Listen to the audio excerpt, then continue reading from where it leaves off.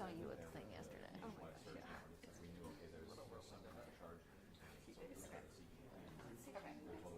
Carol 11. Okay. Okay. Okay, cool.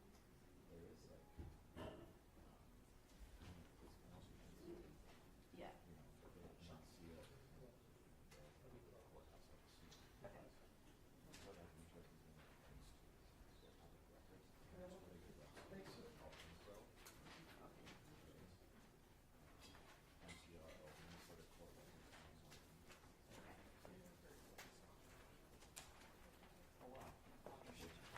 Is this the complaint? Oh, this is, okay.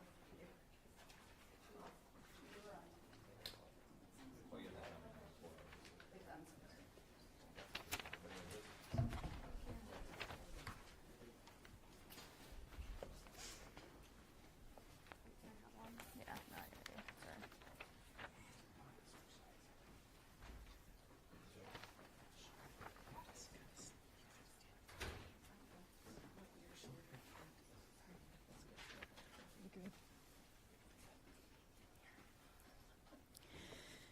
I want to start by expressing our deepest condolences to all who loved Melissa and Mark Hortman. They were parents, neighbors. Their loss is felt deeply by the people who knew and loved them. This act of political violence is deeply felt across our state and across the country. We also want to again express our thoughts and support to State Senator John Hoffman, his wife Yvette, and their daughter. Our office will be here to support you and your family as we pursue justice and to help with whatever support you need. I want to thank the Bureau of Criminal Apprehension, the Hennepin County Sheriff's Office, the Brooklyn Park Police Department, and the hundreds of local, state, and federal law enforcement officers who worked tirelessly to apprehend Vance Luther. People were understandably terrified over the last several days, and the state owes you a debt of gratitude for all of your swift work. I want to specifically thank the Brooklyn Park police officer whose proactive intervention in checking on the Hortmans likely stopped further bloodshed. I also want to thank the members of our office who worked all weekend with our law enforcement partners in this case. And I want to thank the medical team who provided emergency care to the Hoffmans. Although police have made an arrest, the investigation is ongoing, and so I'm limited in what I can share about it. On Saturday, our office filed charges against Mr. Bolton for second-degree murder and attempted murder, allowing us to obtain a nationwide arrest warrant which would allow law enforcement across the country to arrest him. These are the highest charges we can file by complaint, and it needed to be done quickly to get the warrant out. Mr. Boetler was taken into state custody, and our office intends to pursue first-degree murder charges against Mr. Boetler. We are at early stages. We will be reviewing all of the evidence from law enforcement as it comes in and working with our law enforcement partners to develop the case. I do want people to know that given the scale of this investigation, the review of evidence will take time.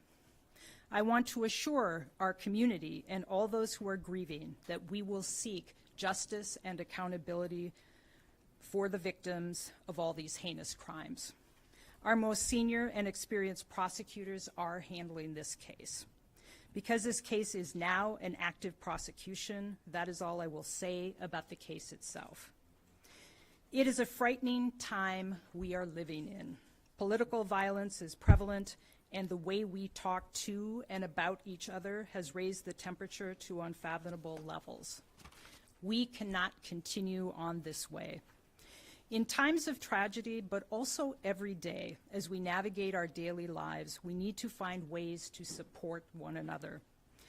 As our community grieves, I encourage those out there seeking to create additional chaos to stop spreading misinformation and conspiracy theories. Our law enforcement partners are building a case using facts and evidence to ensure Vance Luther is held accountable.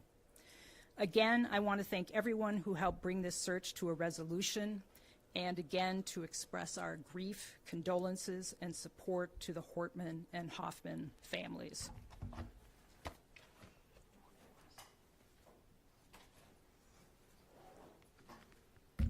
Good morning.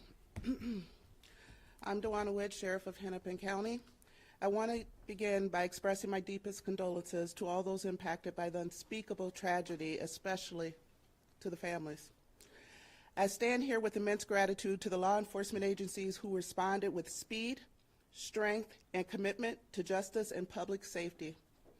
Thank you to the Brooklyn Park Police Department and the Champlin Police Department. Hennepin County is proud to have your team serve in our community as we grieve with you. Thank you to all the local, state, and federal agencies. Hundreds of first responders came together to bring justice to an unthinkable act of violence. Our mission was clear: protect the public, prevent further harm, and hold the perpetrator accountable. We all shared a singular goal: justice rooted in public safety.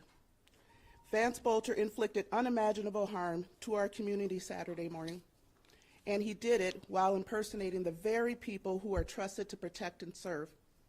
These violent acts strike at the heart of our democracy and the safety of those who serve the public with dedication and courage.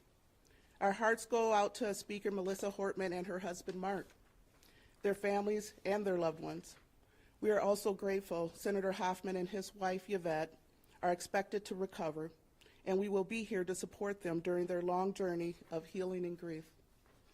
Today, the manhunt is over, but the investigation continues, and more importantly, the process to healing begins. We also need to mention that we know that this unspeakable act has left residual effects on many people in our communities, as we're still taking calls from people and organizations asking for additional resources. We grieve with those close to our victims, our families, and all community members. The last days have revealed the true strength of our unity both as a community and as law enforcement bound by a shared mission to protect and serve. We stand together today to uphold the principles of our democracy and with the continued commitment to safety and security of those we vow to protect and serve. Thank you.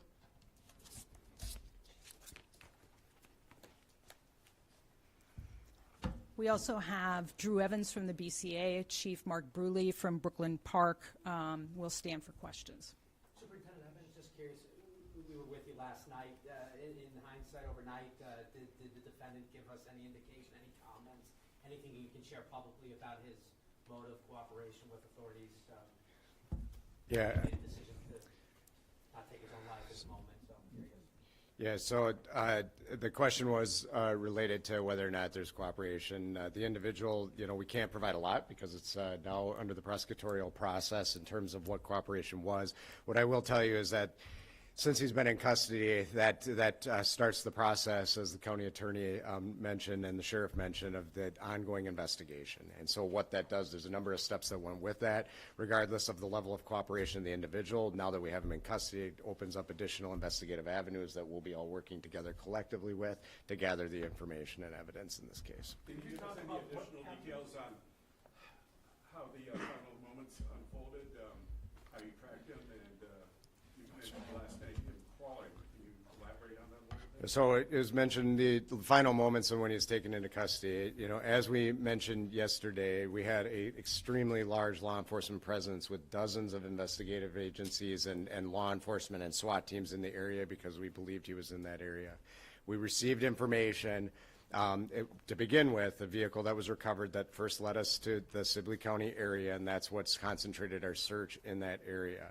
We then received additional information that provided confirmation closer to the time of the actual arrest that he was in fact in that area, which time the command post started moving all of the law enforcement assets into that area, and they were able to close in. And when we say he was crawling towards us, these were in response to the commands by the SWAT teams that were on scene as they were working in coordination with each other, along with our State Patrol air assets as they looked and were able to get over him and then came into custody. He was cooperative and cooperated with law enforcement and gave up peacefully at that time. Will his wife be charged?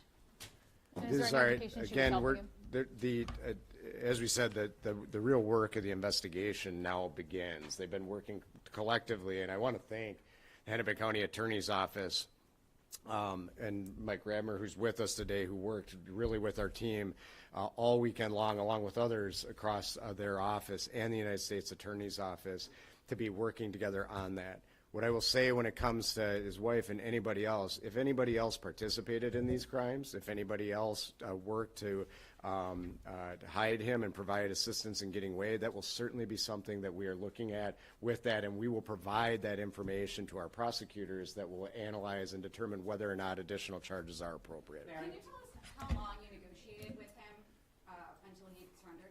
Yeah, so it was, I don't have the specifics. The question is, how long did we negotiate with him? It was a relatively short period of time because they were moving in and he was cooperative. So it wasn't a prolonged negotiation with him. It was more that they converged on him. And because of the extremely good coordination and what they're doing, I believe he's certainly in a position where he just had to give up because he knew he was surrounded by who was there. And Mary, I have a question. I know we're going to hear shortly from So- federal prosecutors. Yeah, so if I could just say, I think, as Drew said, we've shifted into prosecution right now.